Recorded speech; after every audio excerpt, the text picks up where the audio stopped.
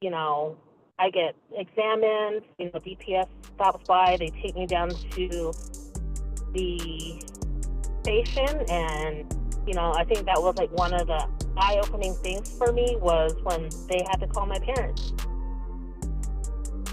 and tell them, hey, we found your daughter on the side of the road. And when I was sitting there, another officer came and sat down with me, and he was talking to me, and, he just plops his chair in front of me, and he's looking at me. And he asked me, how much more of this are you going to take? How much longer are you going to do this? Because they had pulled up my history. They had pulled up all of our police reports, and he just looked at me and said, how much longer? And he's like, he basically beat you up and left you on the side of the road to die. And that was when I knew I had to be done. And that was when I made the choice to not go back.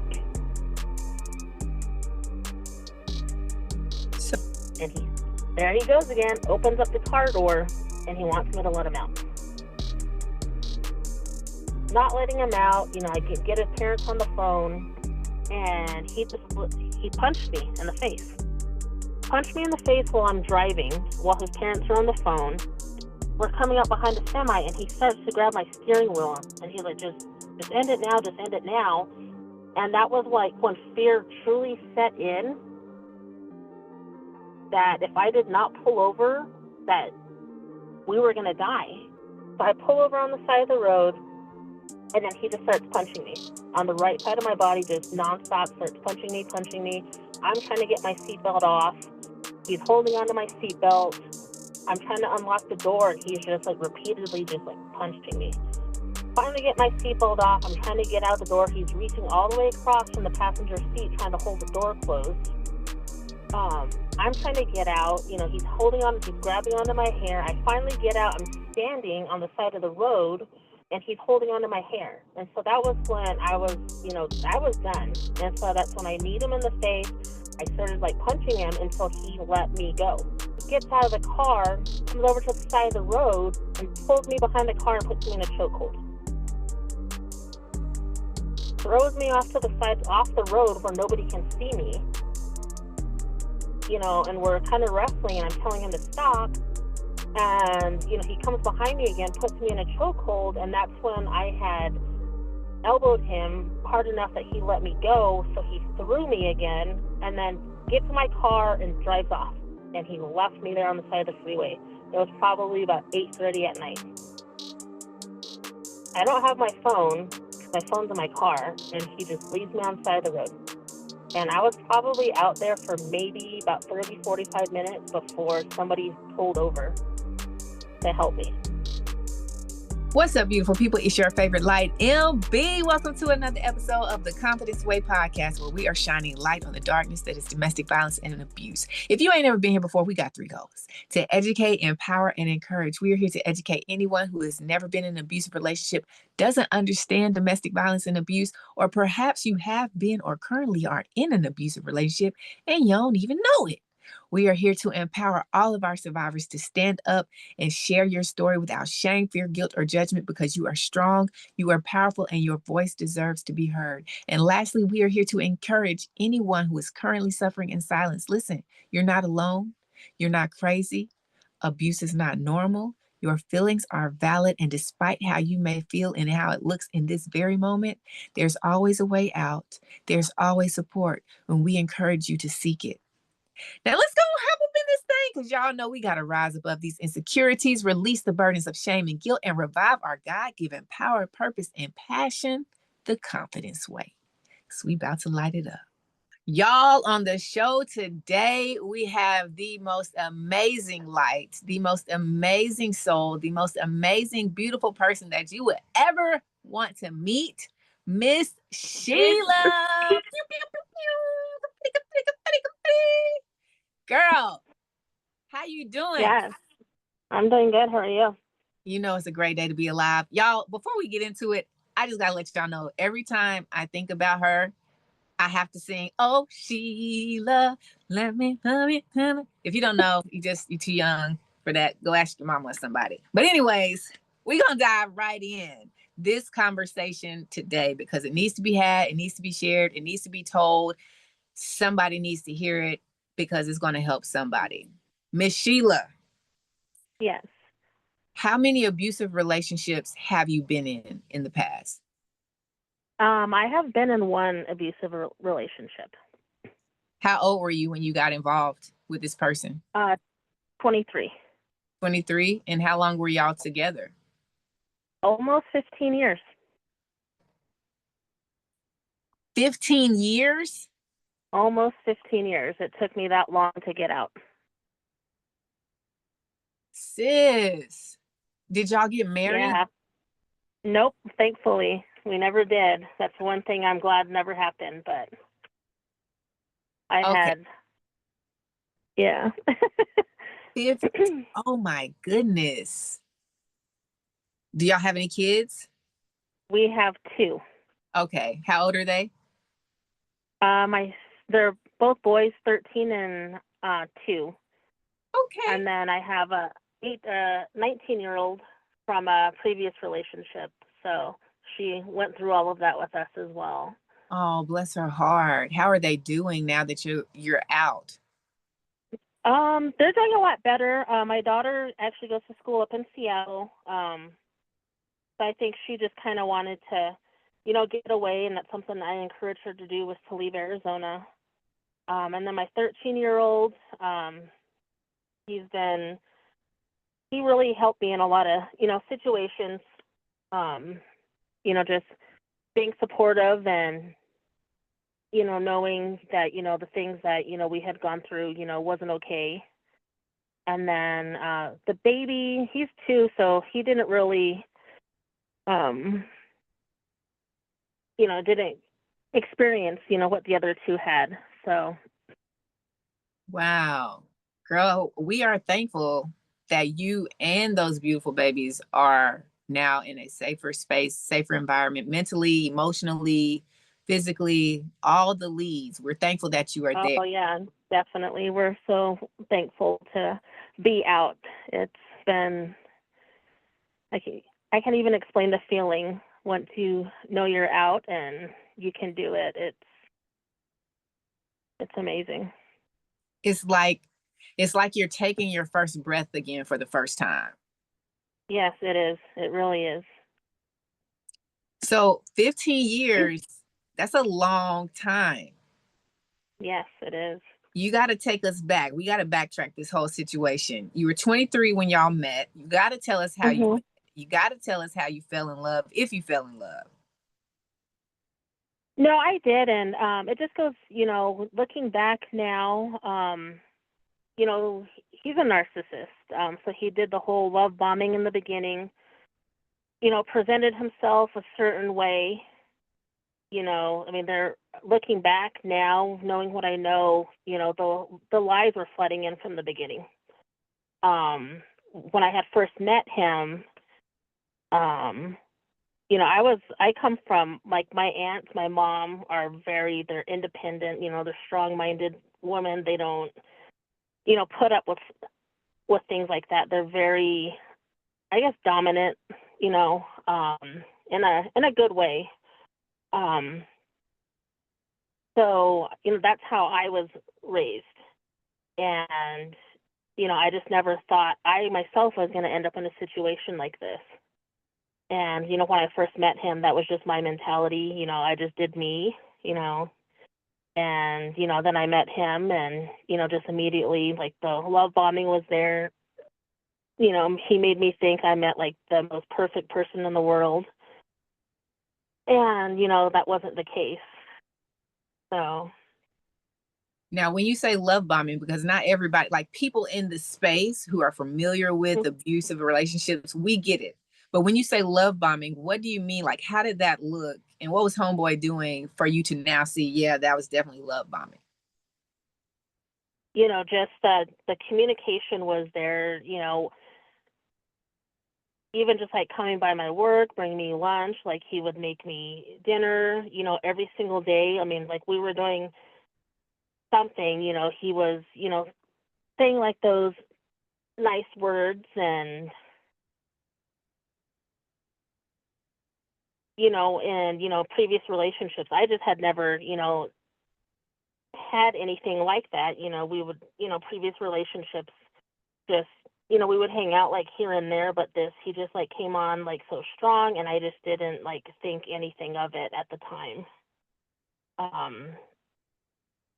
But then, even in the beginning, there were those, smaller signs that I knew were red flags. I just, looked over everything because, he would make me, think something else, or, make me feel like, oh, okay, well, I'm not really seeing that. So share some of those red flags, because I can attest to my own experiences that there were moments in the beginning where I saw signs and I was just like, well, because everything, all the good, all the attention, all of the conversation is overpowering, and you're like, well, it's just a little one. It's not gonna lead into anything. So what was it that, now that you're looking back on it, what was it that you can say that you saw then that you should not have ignored? I think the one big thing that I noticed was, so like at the beginning of the week, he would ask, hey, like, what are you doing Thursday night, Friday night? And if I had plans with friends, and I was pretty open, pretty honest, just would tell him, oh yeah, I'm going to go hang out with, a friend of mine. This is what we're going to do. So that day would come, and then he would ask me again, oh, what are you doing tonight? And then I would tell him, oh, I told you I'm going to go hang out with, so-and-so. And then he would make me feel bad. Oh, well, I thought we were going to go do something, when I had already told him, I had plans. So then, he would say, oh, well, I thought we were going to go do something. And then he would be like, never mind, like, whatever. And then, throw a fit about it and then make me feel bad. So that was, something, he had done, quite a few times in the beginning. Or he would ask me that question and be like, oh yeah, like I'm going to go do this with, his friends. And I'm like, oh, okay, we're good, we're fine. And then that, Thursday, Friday would come along, and so I would go out with my friends, and then he'd be asking me, hey, like, what are you doing? Even though he had already told me that he himself had plans, which I guess in fact wasn't the truth, because then he would once again make me feel bad for, the plans that I had made. So that was, that happened quite a few times. And, looking back, I was irritated, by it. And that's something that I let slip when I normally, wouldn't have. Just because he was just, playing games with me, essentially. Yeah, to go from the beginning of the week and then 3-4 days later to re-ask the question as if the conversation wasn't even had. They're very, very manipulative and very strategic in how they manage a relationship. And when we say manage a relationship, it's really how they manage you, your extracurricular activities. It's got to always be about them. And then if it's not, you can start sensing, and I'm just having this conversation with people who've never been in this situation, or people who might be in a situation and they're feeling weird about it, but they don't really know, and they think it's a sign, but they're not sure. We just want to make sure that y'all understand clearly. Anytime someone makes you feel bad about doing something with people that you knew before them, that's a flag. Yeah. And it's even with my family, I think over the years I just became so distant from my family. It was like to the point where my mom didn't talk to me for about a year. I just did not have a good relationship with my mom for a year.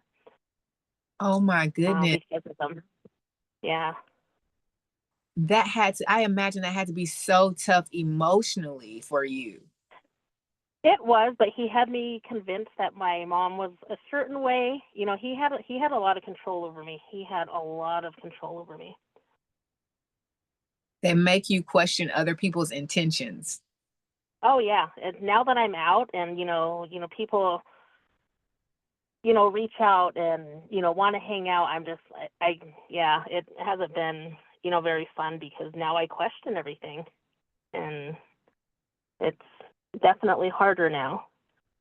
Yeah. So when did you said that you were with him for 15 years, y'all met when y'all were 23. Mm-hmm. You're just now out of the relationship. Like, how far removed from the relationship are you? Back in October. Wow. Wow. What type of abuse did you experience? Because you said that he was very controlling and manipulative. Oh man.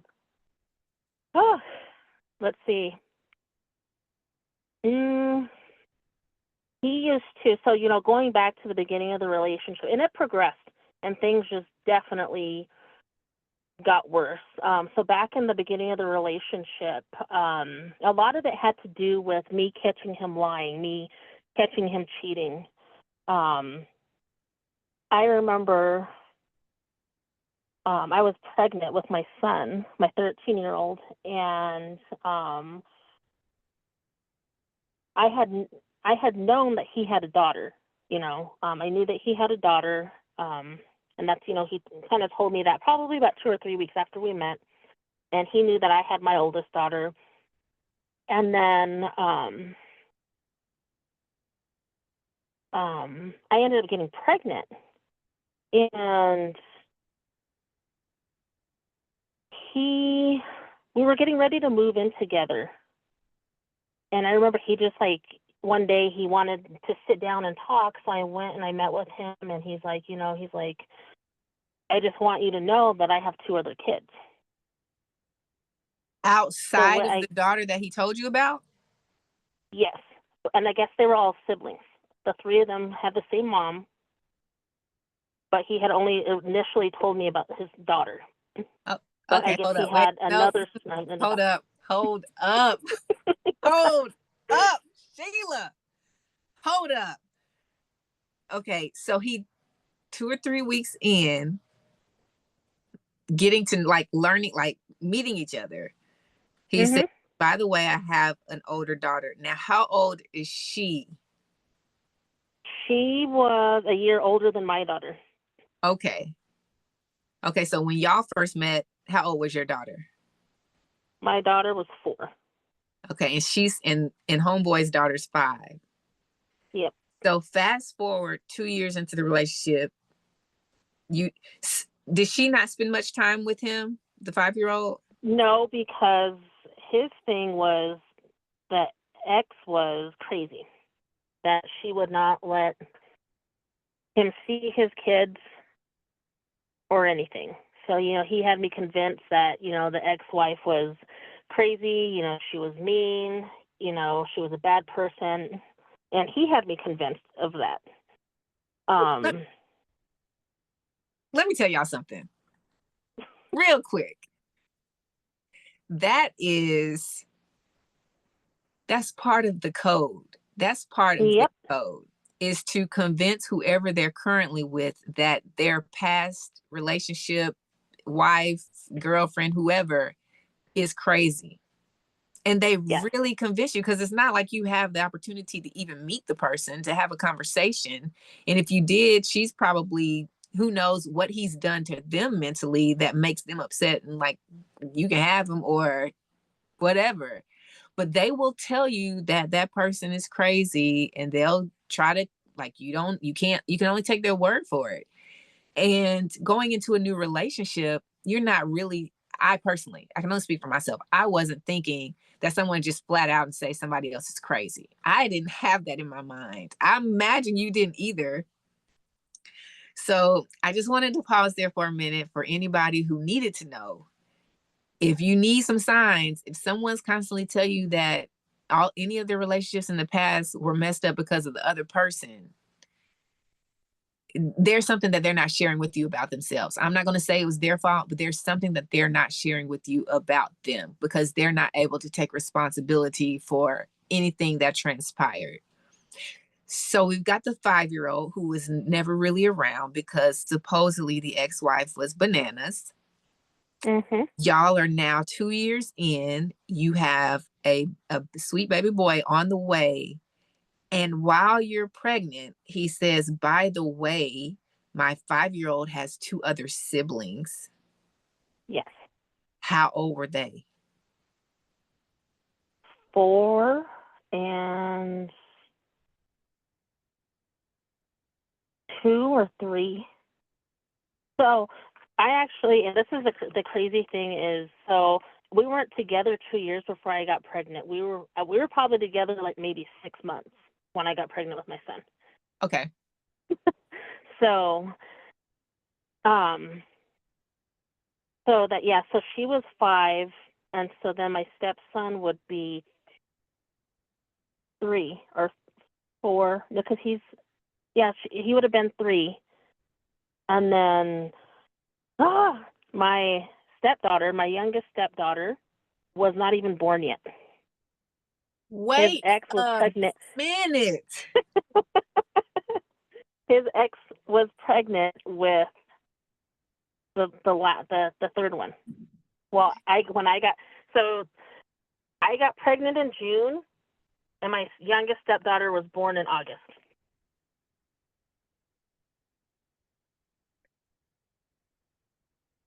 Okay, you got to tell me how that conversation even went.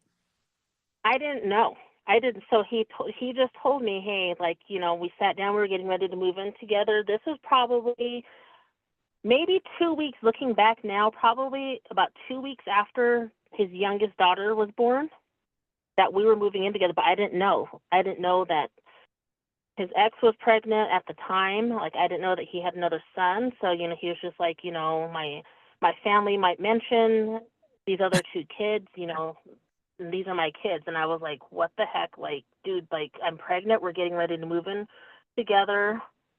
And he just got out of the car and walked away. That was the end of the conversation? Yep. And then eventually we ended up moving in together. Whose idea was it to move in together? Whose idea? It was his. Okay. I figured as much. And so this is like, August, we move in. Everything's fine now. I know about the other kids. They're not coming around because, he's telling me, the ex is crazy.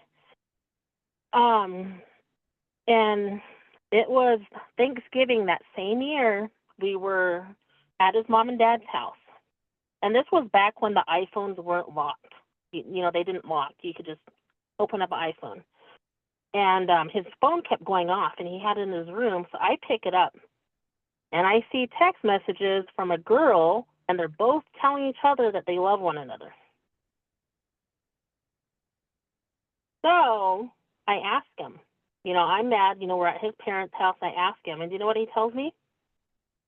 That they have a son together. And this is a completely different baby mama. Stop playing.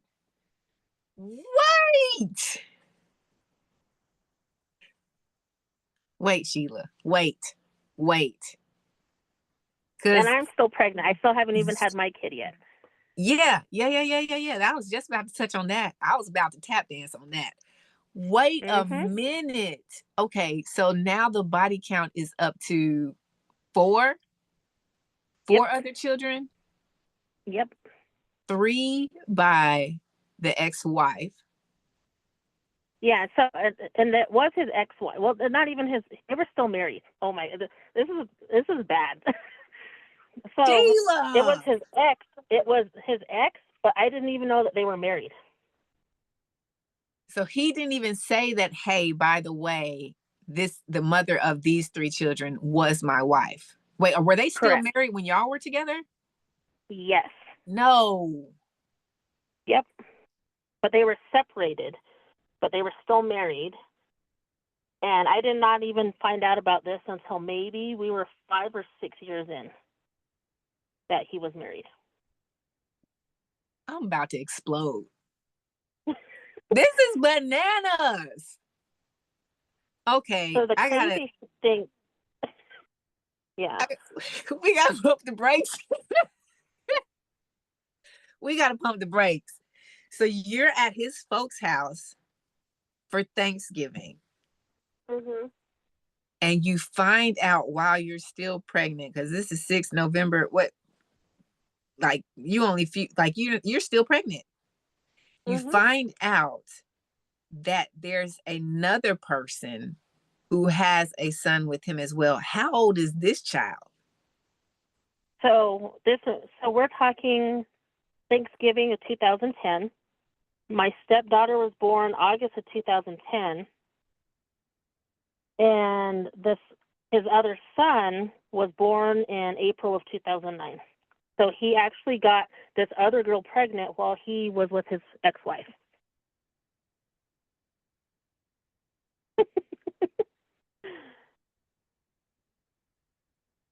Sheila, why didn't you run? That's how, like, I was afraid to leave.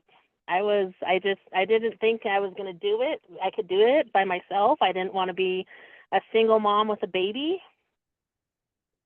That's where he would, something would happen, and then he would make it seem like, oh, okay, well, nothing's going on, everything's going to be okay. And it just progressively started out things like that, and just got worse and worse and worse. Man, let me tell y'all, that fear of not knowing what single mom life would be like is a burden that, like, it just feels like it forces you to stay somewhere that you don't need to, or deserve to be. Because it was the same with me. It was like, I don't want to be a single mom. I want my babies to grow up with their father. But at some point, we have to understand that trying to force that dynamic with someone who has such an unhealthy mindset is not going to be it's going to be a disservice to our kids, really, because we have this fairy tale of a two-parent household, but just because there's two parents there doesn't mean that the household is healthy. And that was one of the many reasons why I stayed as long as I did as well, is because I was like, I don't want to be a single mom. And now look at us. We here anyways. We could have avoided so many years of the buffoonery. Yep. If we was gonna be here anyways.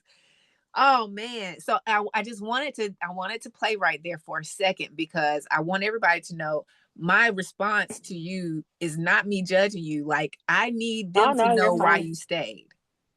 Yeah. I had a feeling why you stayed, but they have to know why you stayed. And so, because in my mind, in their mind, they're like, why did you get out? Why did you leave the inn? And it's like, y'all, it's just not. I think if you're such a confident person, it's an easy out. But if you're that confident person, you wouldn't have been in this situation in the first place. I'm speaking about myself. I can't speak about anybody.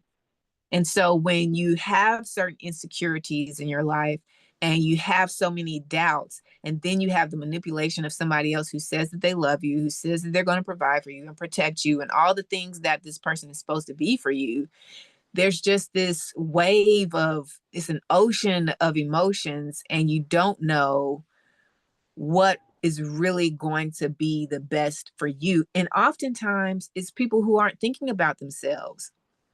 Even though we're operating from a place of fear of, I don't want to be a single parent, I don't know what that life is going to look like.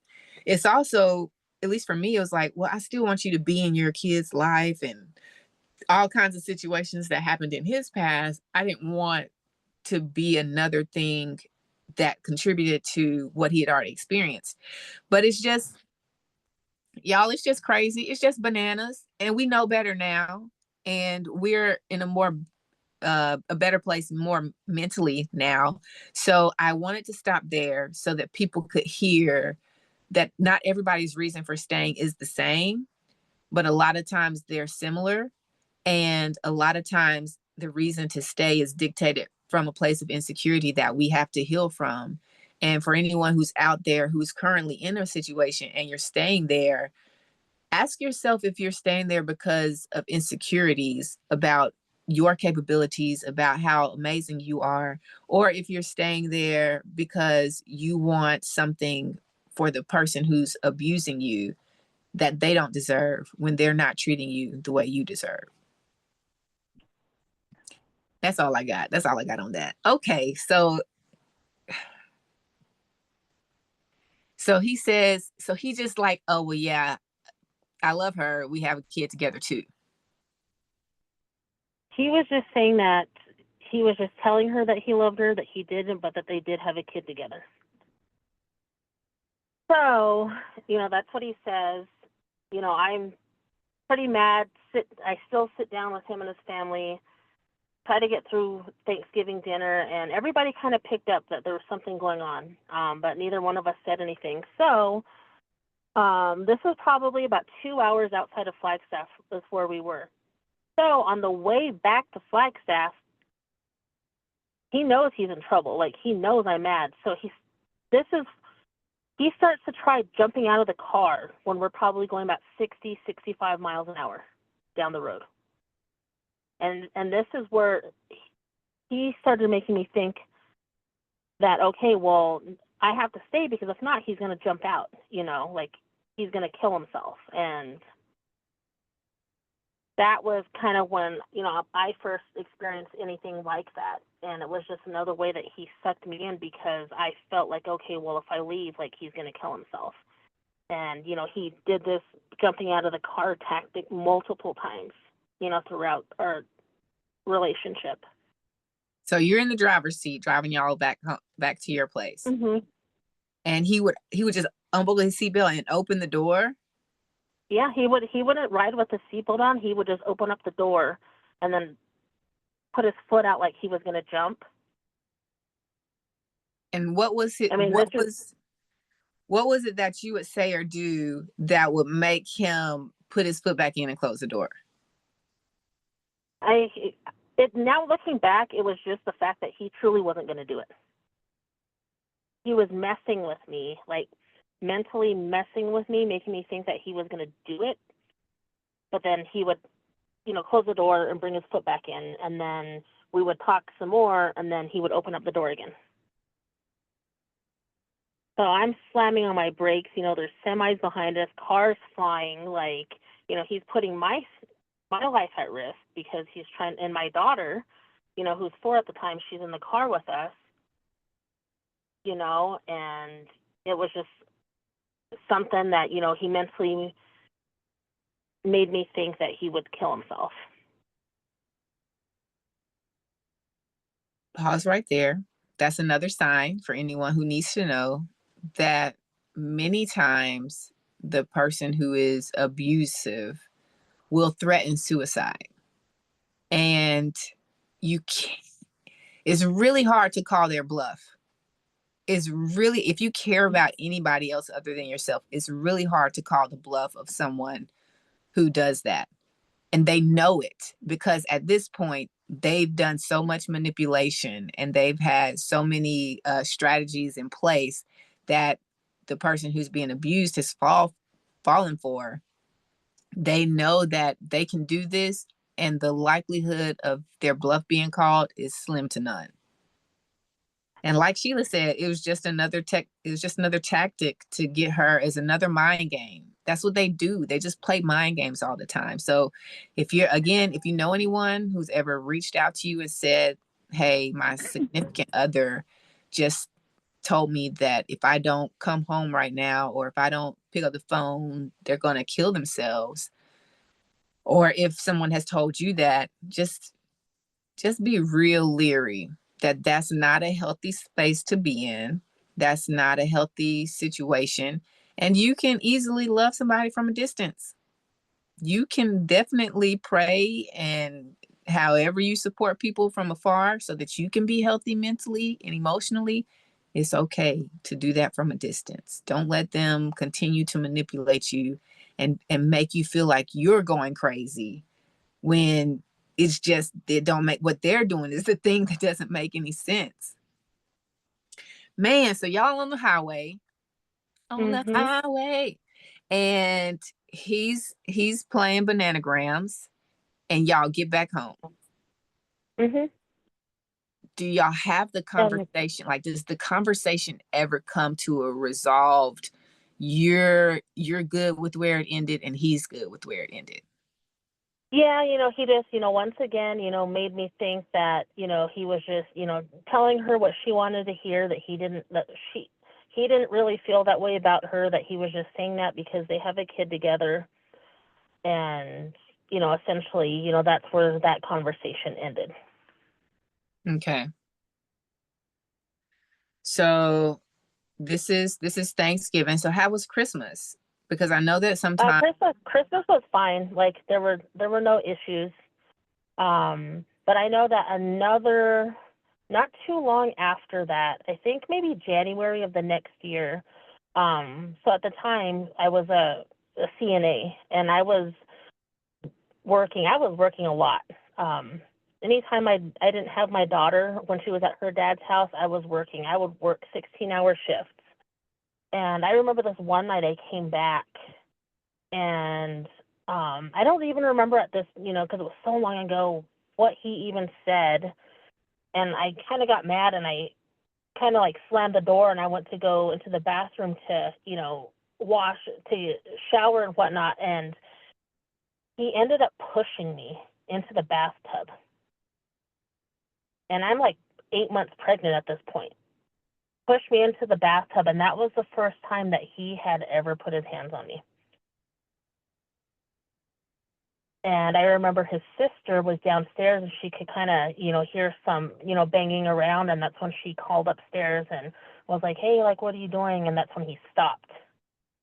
And then he just went and lay down. And I remember most of the night I was up and I was like, oh my gosh, like, what happened?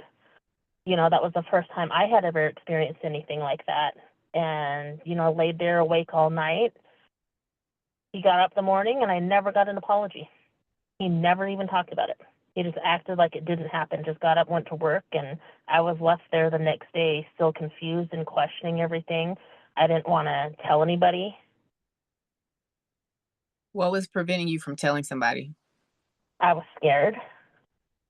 What were you afraid I of? didn't want just judgment, I guess, just, being in a situation like that.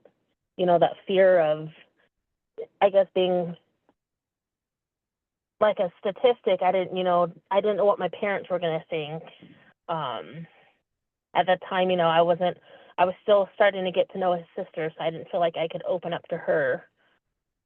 I know that I had opened up to a friend and, they had told me to leave, but, I was so comfortable, being out of my mom and dad's house, being in, this place, of our own. And, I just, he ended up coming back later that day and just acted like everything was fine and everything went right back to being perfect again. Yep. And because at this point, y'all are a little over a year into the relationship now, right? Because it was 6 months. Yeah. And you got pregnant, Yeah. and then you're 8 months now. Mm-hmm. So you're a year, 2 months and some change or what have you in the relationship. And the tide goes high and it goes low. Mm-hmm. And when it goes high, you just think, okay, well, maybe this is really what it's supposed to be like. And those other incidences are just, I don't know. I don't really know. There's so much manipulation that goes on and why you stay, and the shock, like you said, especially the initial, that first time, it's just like, you don't really understand why this just happened. You're afraid to be judged if you tell anybody. And that's the weirdest thing to me, that we have this fear of being judged, when in reality, if we told anybody who actually loved us, they're not, the last thing they would do is judge. The very first thing they're doing is either going after homeboy or they trying to get you out. So if you're listening and you're in that space right now, the people who love you are not going to judge you. The people who love you are going to care for you. They're going to support you, and they're going to do their very best to help you. And if you have children, they're going to try to help you.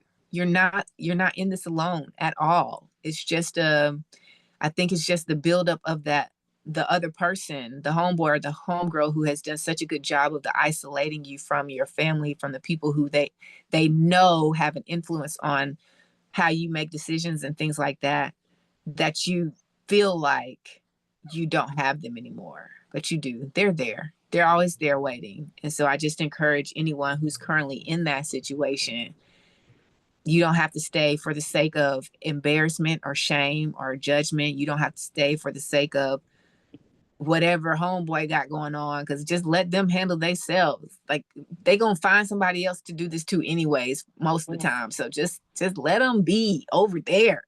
Leave them alone. Leave them alone. But I mean, it doesn't matter how much we scream at somebody. You have to be there mentally, emotionally. You have to make that decision on your own. And so we're just here to support you as you get to that space, and to let you know that the best part of your life is on the other side of this. So y'all went back to good terms. Y'all went back to good terms. And how long did that last? It lasted a few months. We ended up moving out of the house that we shared with his sister and her boyfriend, and we got our own apartment.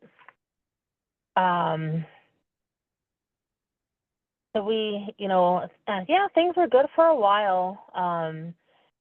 And then that's when I started to notice, like, the cheating. He would be talking to other girls. And then during this time was when he started to come home. So he was a car salesman.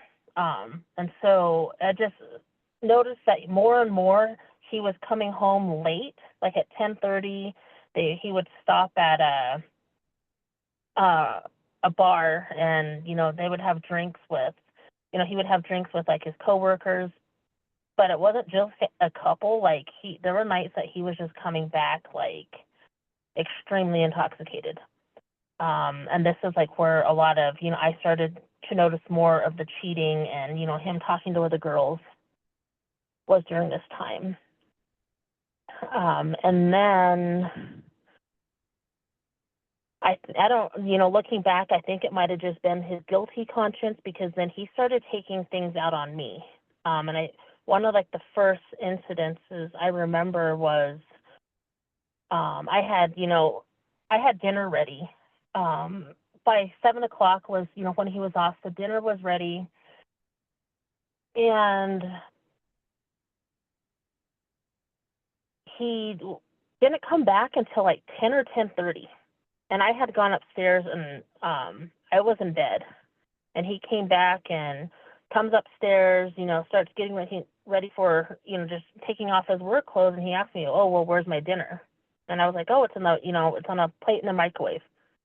And he just looked at me like I was stupid, and was like, "Well, you're not going to warm it up for me?" So I get up, get out of bed, start making my way downstairs. And, he's intoxicated. Start making my way downstairs, and I was going to warm up his food. And he comes down, he's right behind me walking down the stairs, and he literally made me take my clothes off.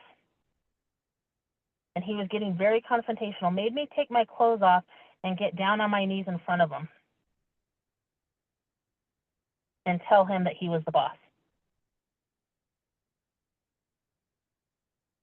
And this was, like, one of the first times, like, we had, ever been in a situation like this. And I was getting ready to get down on my knees and do what he asked me to do. And I was like, no, like, what am I doing? Like, I'm not going to do that. So I stood back up and I said, no, like, I'm not going to do that. Like, you're not going to make me do that. So he stands up and he kind of steps towards me. And we were in the dining room, and there was, like, a door that goes outside. And he starts, coming towards me, so I'm trying to, like, move away from him. And it just got to the point where he had me outside completely naked and locks the door. And so I'm outside, 11 o'clock at night. A lot of people are sleeping. and he would not let me back inside. My kids are upstairs sleeping. They have no idea what's going on, and he will not let me back inside. So I have to go next door to my neighbor's house. It was summertime. Her window was open, so, I'm knocking on her window. So she gives me a shirt. And she's like, do you want me to call the police? And I'm like, no, because I was scared. I was always afraid to call the police. So she just gives me a shirt. I'm trying to, go back to my apartment, trying to knock on the door. And, he won't let me back in. So finally, I go to another neighbor, and that's when I call the cops. They called the cops for me. Cops showed up and come inside, interview him. He just goes upstairs, goes to pretend he's sleeping and acts like he's not doing anything, acts like he's not intoxicated, acts like he didn't do anything that he just did, like he was innocently sleeping upstairs. And that's the way he presented it to the police. How do you convince the police that, how can you possibly convince the police that you didn't participate in anything that just happened when the doors are locked and you're outside naked? That how did they accept that? I don't know. And it was, I don't, and so, yeah, so then even so then police go upstairs, interview him, and, they're like, do you want to go somewhere else for tonight? And I said no, because my kids were sleeping upstairs, and I didn't want to wake them. I didn't know who I was going to call. I didn't want to call my mom and dad. So I just told them no, I'll sleep downstairs on the couch. And so that night I slept downstairs on the couch. And then the next morning I go upstairs and he just looks at me and he's like, what the hell are you still doing here? And so, we argued a little bit. I went back downstairs and then he just got ready for work and went to work. And then came home later that day and acted like nothing happened.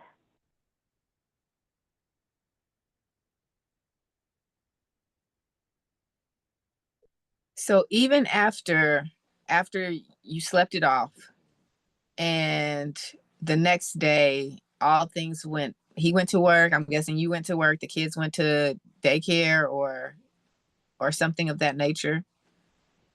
Yeah, so I was off that next day, so the kids and I were home all day, and it's just that's where I was anxious all day, and that's where I started to learn more about anxiety, because I was always on edge, I was anxious all day because I didn't know how he was going to come home,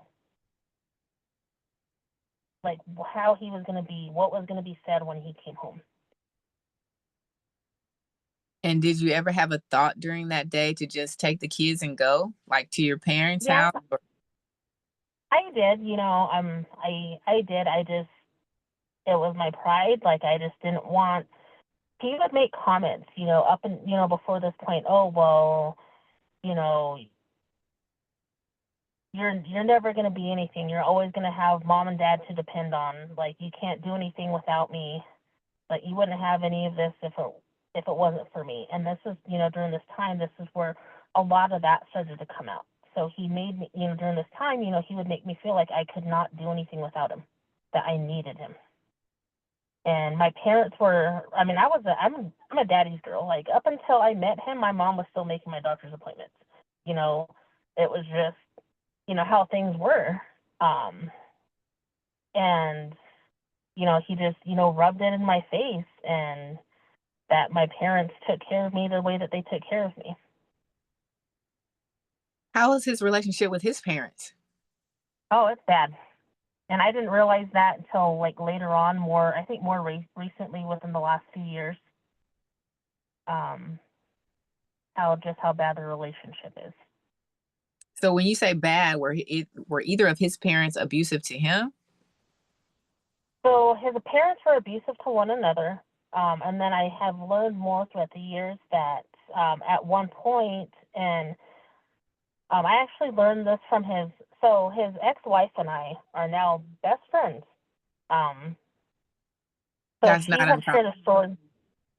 What was that? I said that's not uncommon. I'm learning. Yeah, so now we're best friends, and, we've been through similar situations, but she had told me last night that I guess when he was 7, um, his mom, I guess he had said something to his sister, and his mom got really mad at him and made him take off his clothes and kicked him out of the house when he was 7, and then he had to walk, maybe it's about half a mile from his house to his grandma's house that he had to walk.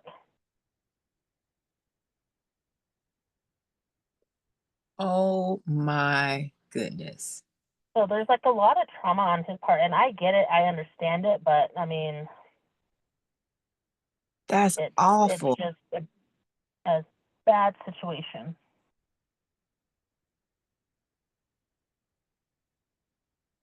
At the age of 7, I couldn't imagine Mhm. walking anywhere, especially not half a mile, especially not without any clothes on. Yeah. Dang. That's awful. A lot of times, I think it's important to, when we're dating people, for anyone who's out there listening and watching right now, is to ask people about their past experiences, what kind of traumas they've endured, and how they have, what steps have they taken to heal from it. Because if a person doesn't heal from what they've been through, they're not going to be any good for anybody else, and they're probably going to be worse for those people than however they were treated, if not just equally as bad. And it just goes to show that the conversations that need to be had are not being had, because there's no reason for a parent to treat their child that way.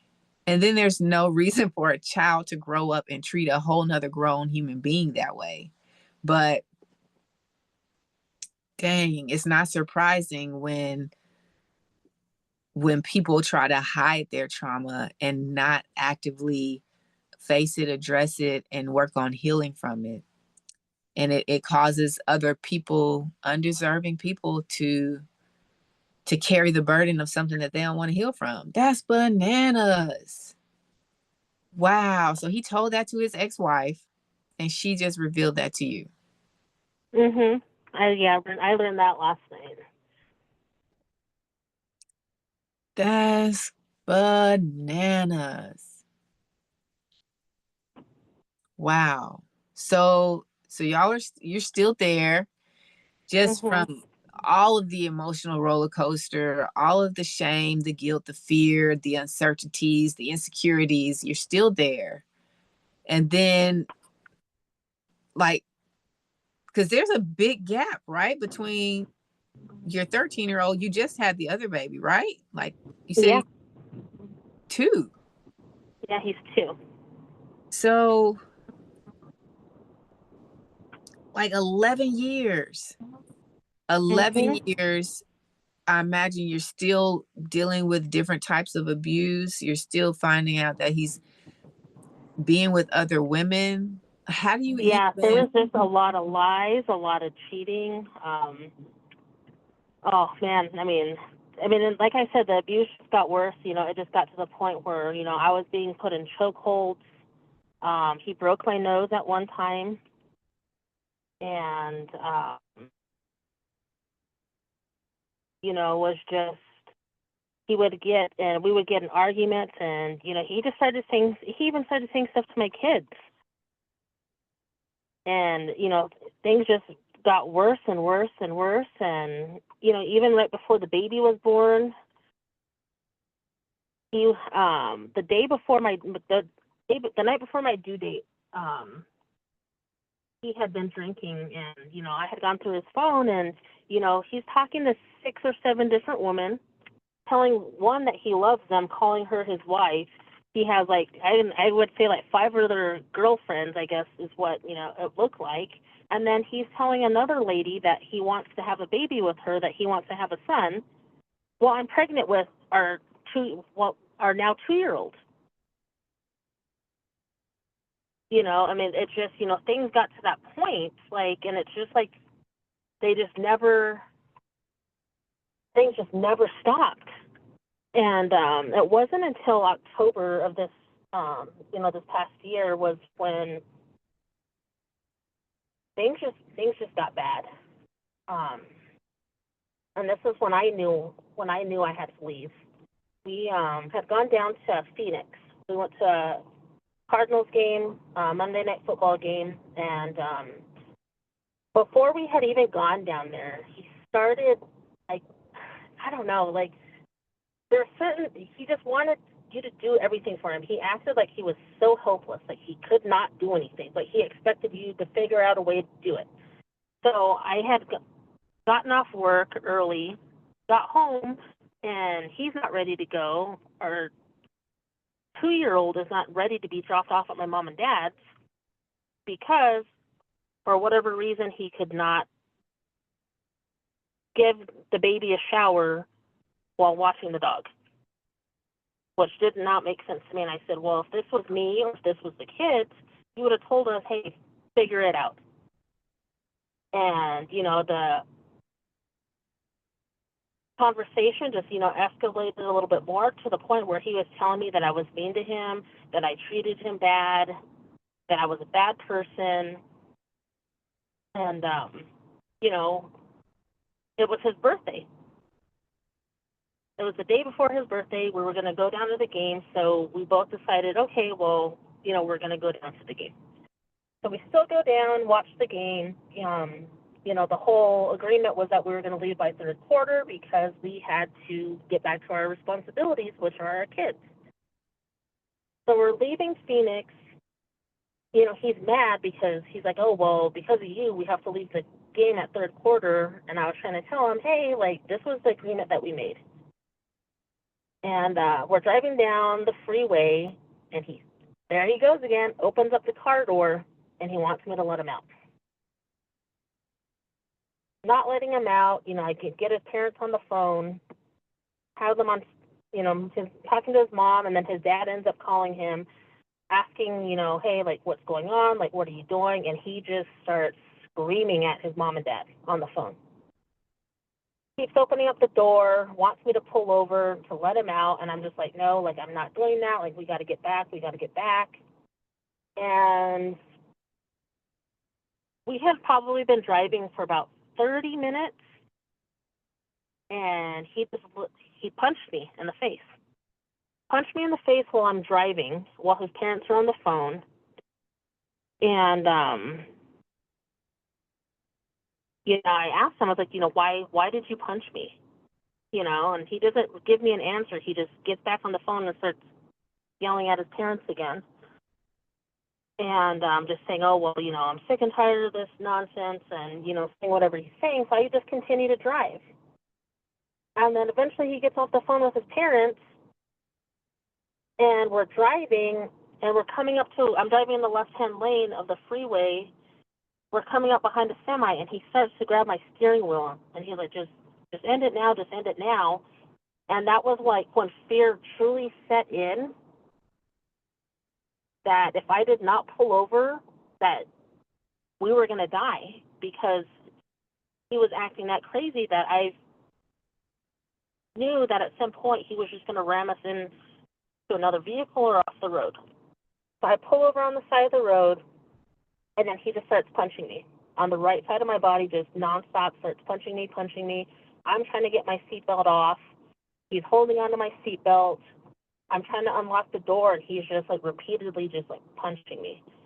Finally get my seatbelt off. I'm trying to get out the door. He's reaching all the way across from the passenger seat, trying to hold the door closed. I'm trying to get out. He's grabbing onto my hair. I finally get out. I'm standing on the side of the road, and he's holding onto my hair. And so that was when I was done. And so that's when I kneed him in the face. I started, like, punching him until he let me go. So he lets me go, gets out of the car, comes over to the side of the road, and pulls me behind the car and puts me in a chokehold. Throws me off to the side, off the road where nobody can see me. And we're kind of wrestling, and I'm telling him to stop. And, he comes behind me again, puts me in a chokehold, and that's when I had elbowed him hard enough that he let me go, so he threw me again, and then gets in my car and drives off. and he left me there on the side of the freeway. It was probably about 8:30 at night. I don't have my phone because my phone's in my car, and he just leaves me on the side of the road. And I was probably out there for maybe about 30, 45 minutes before somebody pulled over to help me. And, you know, I get examined, you know, DPS stops by, they take me down to the station, and, you know, I think that was like one of the eye-opening things for me was when they had to call my parents and tell them, hey, we found your daughter on the side of the road. And when I was sitting there, another officer came and sat down with me, and he was talking to me, and, you know, he just plops his chair in front of me, and he's looking at me. And he asked me, how much more of this are you going to take? How much longer are you going to do this? Because they had pulled up my history. They had pulled up all of our police reports, and he just looked at me and said, how much longer? And he's like, he basically beat you up and left you on the side of the road to die. And that was when I knew I had to be done. And that was when I made the choice to not go back. So up until this incident, you had actually reached out to the police after the first time when he locked you out of the house with no. Oh, yeah. There were multiple police reports. I mean, he broke my nose. 2 or 3 years ago, we got in an argument, and he chased myself and our baby, who was just over a year old, out the door. We slipped on some ice. Our neighbor actually heard us arguing, and, you know, he started yelling at me because I slipped on ice with the baby, and they heard him yelling, so they opened up the door, and, you know, they had me go into their house. He had to call my parents and told my parents to come to pick me up. And, you know, my parents show up, and my dad's trying to talk to him, and he's throwing stuff around, you know, breaking things in the house. And up until this point, you know, my dad had tried to step in multiple times, and my dad tried to get me to leave. I wouldn't. So my dad was just trying to de-escalate the situation because he didn't, you know, my dad's like a good guy. Like, he just did not want him to get in trouble either. He didn't want him to go to jail. So he tried to do what he needed to do to de-escalate the situation. But, you know, homeboy wasn't having it. And he started, you know, saying all sorts of stuff to my dad. So my dad came over and said, hey, you know, you just, you know, get some of your stuff, get some, you know, stuff for the baby. So I had asked my guy neighbor to go over there and just stand by and watch, because my ex would accuse my dad and I of ganging up on him.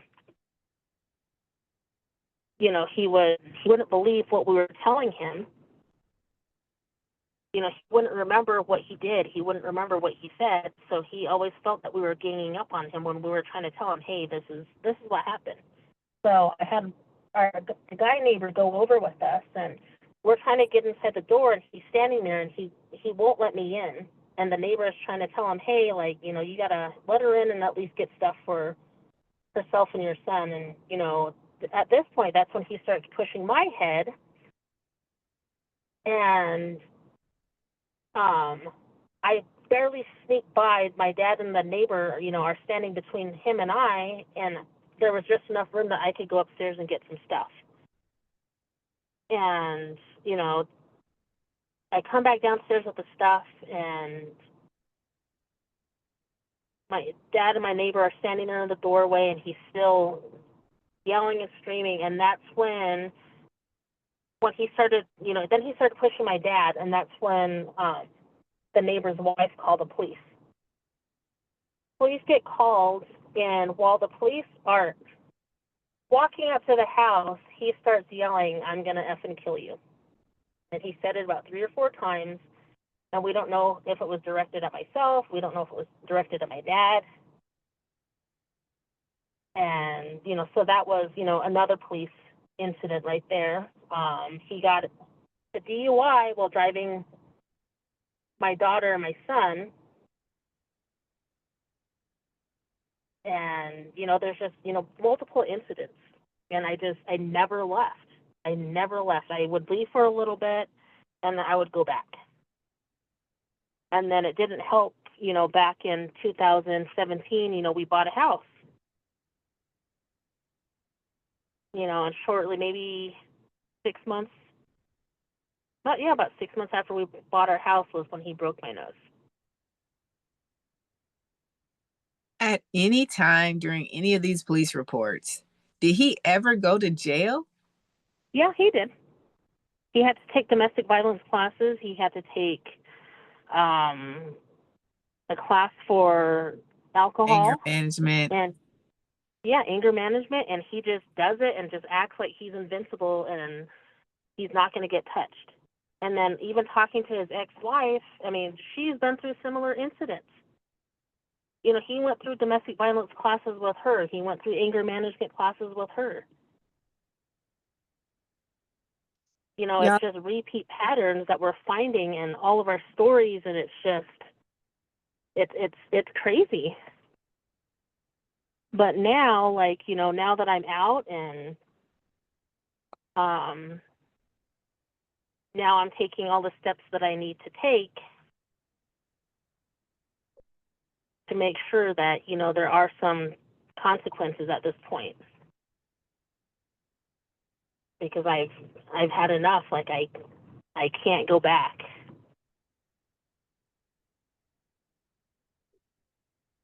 Let me just take a moment to pause and touch on one thing about people who have a history of domestic violence and abuse. Anger management classes are a joke. All they have to do is sit up in there, probably listen to somebody talk or watch a video, click through something, and they get a piece of paper saying that they passed the anger management class. Because homeboy over here, he took anger management classes too. That doesn't do anything. These people, just like everybody, but these people need therapy. They need to actually address the things that are causing them to be angry, because who they're getting angry at, you just happen to be in the way of their rage at the moment.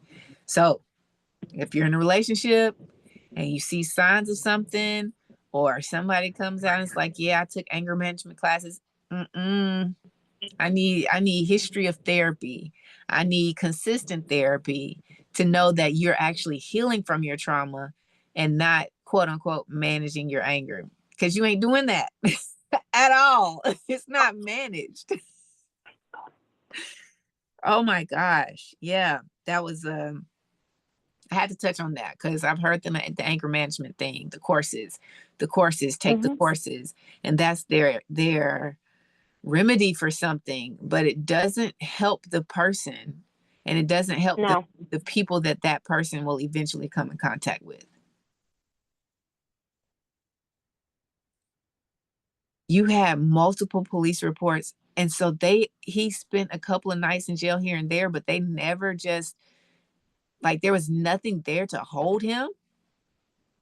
No, and then, at one point, he actually convinced me to drop one of the cases, and I did. And that was, I wish I didn't. He convinced me to, there was another incident, back in our apartment where just all of a sudden, he just, flipped and had me in a chokehold, and my son tried to help me and jumped on his dad, and his dad just kind of pushed him and knocked him into a wall. And that's when he opened up the patio door, and his dad stopped and freaked out. And that's how I got myself out of the house and into our car. And he came up and, tried to, talk to me. And I was sitting in the car and I was crying. And I called a friend of mine, and that's when she told me, you have to call the police. You have to call the police. And it took me a little bit. I probably sat in my car for about 20, 30 minutes before I found the courage to call the police. So they came over, took pictures. He had left, and I had left. I had moved back into my mom and dad's we were probably at this point gone for about 2 weeks. But he had convinced me to drop the case, and I did. And then even after that incident with my dad,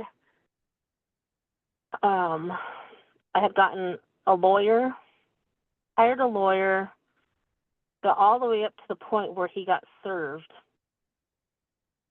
and pulled the same thing on me, that he was going to,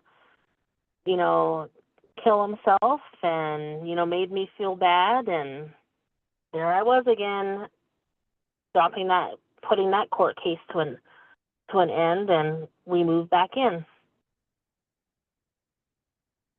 That's so heartbreaking, just to know that you endured this for so long. It's amazingly wonderful that you're still here.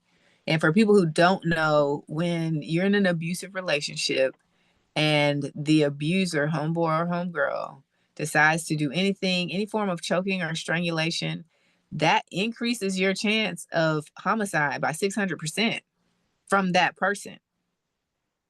And it's something that people don't know, and they don't realize how dangerous it is for that to happen. But the incidences that you called the police, and the ones where you called the police and he went to jail, what was it like when he came back home, or after the police left? Did he pretend, like he had done before in the past, that nothing had happened? Or did that kind of trigger more rage and anger directed towards you? It triggered more rage. It definitely, he would be good for a little bit, and then it would come up later. It would come up later in an argument, and then he would throw it in my face. Oh, well, I've never called the cops on you, and you always do this to me. You made me out to be this bad person. And it was always me. I was always getting blamed. And it was just, and eventually, I started to talk back, and I started to fight back. And I would tell him, you did this to yourself. Like, I'm just telling, I would tell my parents, well, sort of, my dad knew, but my mom's learning more now that I'm fully done and out. But, people around me could see who he was. People around me could see it. They knew what he was like. They, even people I didn't know. And it's the craziest thing, now that I'm out, when people find out who I was with, they look at me like I'm crazy. They're like, you were with him? They're like, dude, like, he's crazy. Like, how did you end up with him? And, like, being together all these years, there are so many people that didn't even know that we were together. After 15 years? Yeah, there was a lot of people that did not even know that we were together. And now that we're not, and, people are finding out, they're like, how did you end up with him? Like, he is crazy. And, now that, even just last week, we haven't been together, we haven't talked, come to find out that as of March of last year, he was in a whole other committed relationship. And you finally, just left in October. I'm sorry? And you had just left in this past October. Yeah. He was in a whole nother relationship. This girl had been in my house. She did not know that he had kids. It wasn't until mid-January she had reached out, and I just didn't see the message. And it was the first initial message that came in that I saw was, I guess, from her friend. And they basically just told me, my friend dated your baby daddy for a brief moment. Honestly, she believed everything he told her, like you were the crazy one, you were the abusive one, you were the cheater, and he wasn't. It wasn't until she went through his phone recently and saw that he, in fact, is the cheater, and he, in fact, loves to entertain underage girls. He, in fact, is a narcissist. That's the message that I got. And then, second to that, I get all these messages and pictures from the girl that he was with, where she's going through his phone. She's taking pictures of his phone while he's passed out on the bed. And she showed me a video of him having sex in my house with somebody else. And, That now wasn't she, her. but it wasn't her. So While she's you were still sending in me a this. relationship with him. Yes. And while he was in a relationship with her, and that's why she was so mad, because now she's looking back at all this stuff, going through his phone, seeing that, oh, well, shoot, he was in a relationship, but he went and did all these things with all these other people, and now she's over here apologizing to me. And I just told her, there's nothing to apologize for. You didn't know, just don't go back, because he is a bad person. Okay. And at this point, like, I don't care. Like, it doesn't bother me because, I'm so happy to be out. Like, I was just like, don't go back. I just got one question that's really nagging me right now. How in the whole entire world do you have a house with someone for 14 years and you have multiple children that live in the house and someone comes in and says they didn't know that he had kids? Was he sticking all of the baby stuff in a closet somewhere? Like, I don't And understand. that's what we're thinking. That is what we're thinking. And it wasn't until, so after we had separated back in October, the kids and I moved out of the house. We let him stay there, and it was the beginning of the beginning of December. My son and I, because we would stop by the house every single day. And so we went in one day, and he had taken all my stuff, because I didn't move all my stuff out. Like, I'm not, like, that's still my house. Like, I'm not taking all my stuff out. So I still had a bunch of clothes, a bunch of my stuff in the bathroom still, and he literally took it all and threw it in my daughter's room. And it reminded me of a conversation that I had with his ex-wife, where she was like, hey, she's like, when he got that other girl pregnant, he had, same thing. They had, a place together. Him and his ex-wife had a place together. She had been out of the house maybe for about a month. And she said that one day she came back and he had taken all of her stuff and all of their kids' stuff and threw it in the back room. And that's when she had realized that he was bringing somebody else back to their house. So, that's what he had did with all my stuff. He just threw it in my daughter's room. So I went, my son and I grabbed all his stuff and threw it downstairs. All of his stuff. And put it all in the living room and put a box of trash bags in the middle of it. And the next day we came back and he had put everything away, folded all my clothes, hung everything back up, put everything back where it was. But by then we were like, no more. Like, you got to go. Like, we're not doing this anymore. And my son wanted to move home. So that's where I started taking steps to make that happen. And we're back in the house and, he's not. That's bananas in pajamas. Mm-hmm. Yeah. So since you have moved out in October, so you're still only a couple of months out. Has he shown any signs of stalking or trying to make anything Oh no, physical with you? I had to put an order of protection against him to get him out of my house. I put an order of protection against him. The judge granted it based off of the story of, our trip back from Phoenix, based off of the story of the fight that, we had with my dad present. I didn't even get through the second story, and the judge is like, yep, like, he is most likely going to commit another act of domestic violence. So he can't be at our house. He can't be at my work. He can't be at my son's school. He can't be at my parents. And you have full custody? We're working on that.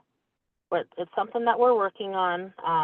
He has an attorney, I have an attorney, and, something that we're working on. And, like I said, like, I have this great relationship with my stepkid's mom. Like, they come over, she sleeps in my house now, and we make jokes about it. We're like, who would have thought we would have been here? That's bananas. Well, my stepkids, I mean, we have we have Sunday dinner every week. I mean, we spent Thanksgiving together.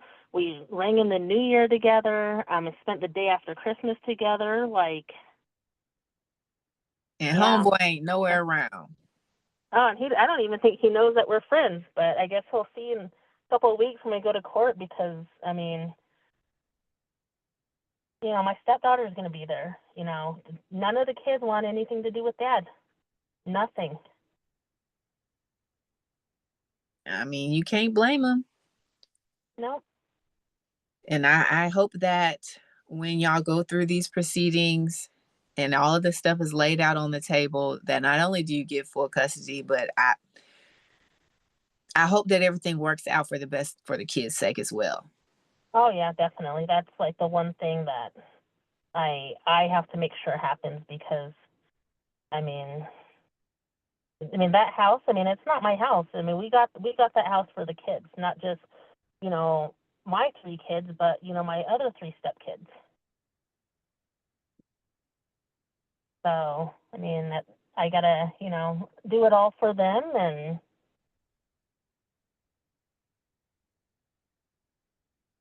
go from there. So after all of this, 15 years. Oh my gosh. Yeah, and I finally last, I think it was last Friday. So my mom did not know about my nose. And finally I sat down with her and I told her. And oh my gosh, she cried and she was so mad. She was so mad. But I can't even like, imagine how tough that conversation was to have. yeah, nobody knew. Like his family knew, his mom and dad knew.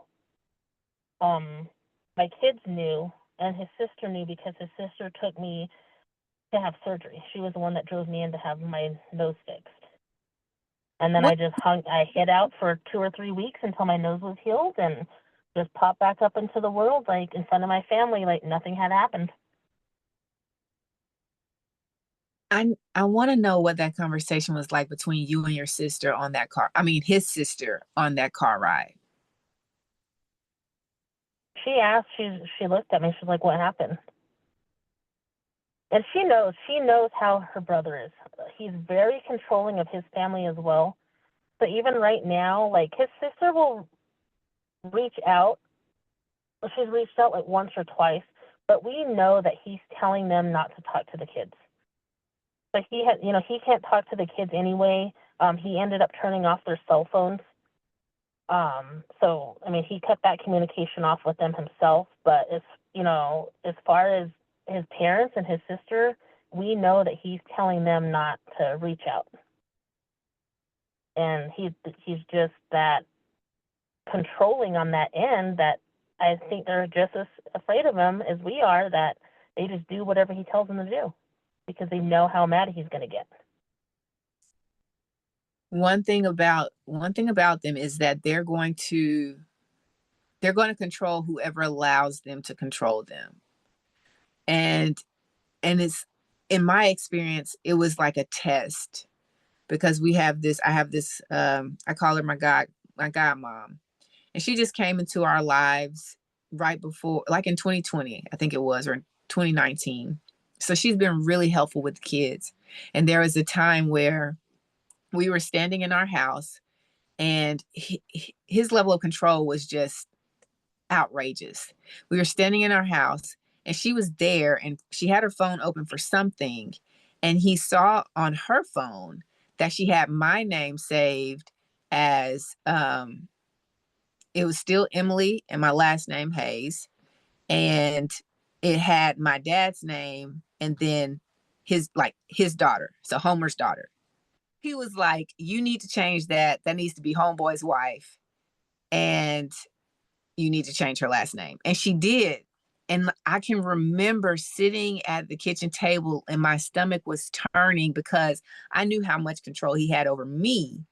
And I was just like, don't do it. I was screaming inside for her not to do it because in her mind, there was nothing really particularly wrong for her. It's probably like a sign, a flag, but nothing major. because she didn't know what was going on. And I was like, please don't succumb to his control. And she changed it. And I was just like, oh Wow. no, don't do it. Because I knew that was just a sign, something that he stored in his memory for future references. Whenever he needed to, he could probably start the manipulation process with her. Mm-hmm. And that's how they operate. Wow.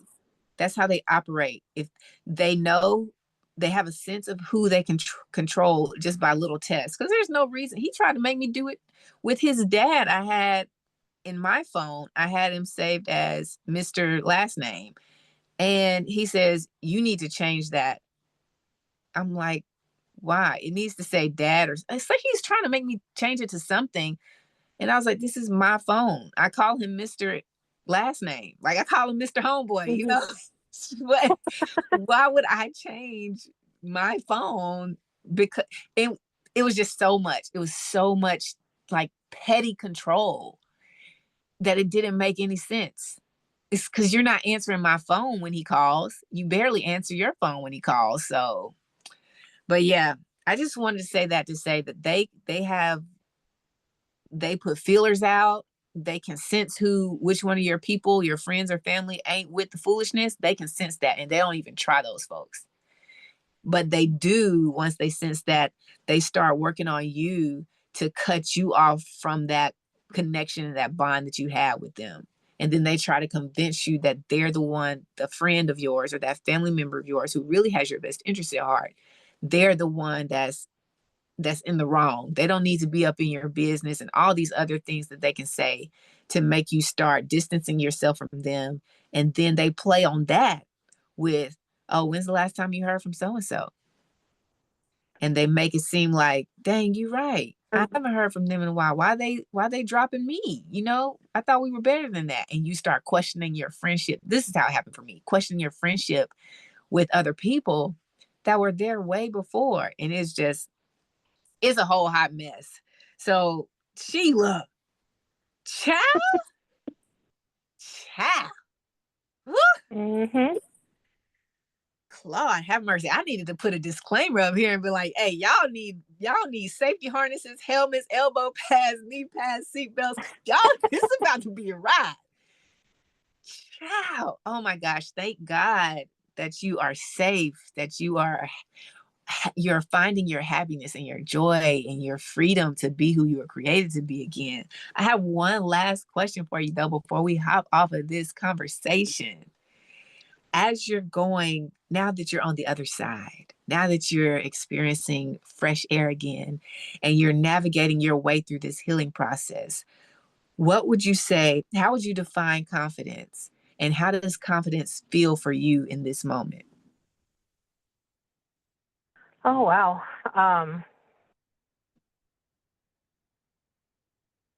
I think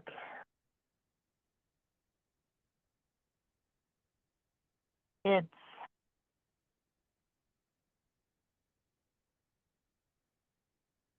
the confidence for me is, um, knowing after all these years of thinking that I needed him, that I depended on him, knowing now that that's not how it is, that for me is confidence, is not relying on him, not depending on him.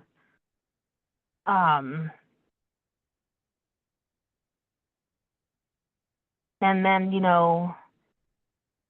knowing and feeling now like, oh man, it's so hard to, like, confidence of, not being the person that he made me feel that I was all these years. All those negative things that he told me, I mean, that I was nothing, and here I am, I'm doing it without him. Like, he gives me no money. I pay my mortgage, I pay my car payment, I'm paying all the utilities, I'm taking care of my boys. And truly all these years, like, I didn't need him, and I don't. And that's, that right there is my confidence, knowing that, I've seen him, driving through town a couple of times. He actually got a job right next door to my work. And, I just know, I don't know, I can't even describe the feeling, the amount of confidence that I have now, moving forward. I know I can do anything. I can do anything, and and right now it's, I have that mindset, and, people reach out, people want to hang out, people want to go do this and that, and, I just, no, I don't, why? I don't need you. I'm doing all of this by myself, don't waste my time. All that confidence that I had all those years ago, before I met him, it's starting to come back. It's definitely starting to come back. I'm working on forgiving myself for staying. And, each day, I get confidence from that, because that's my, forgiving him. Okay, cool, dude, you're forgiven. But my biggest challenge right now is forgiveness of myself, because I lost 15 years of my life.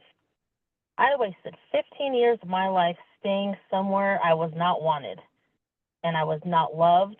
I was not respected. 15 years of my life I wasted.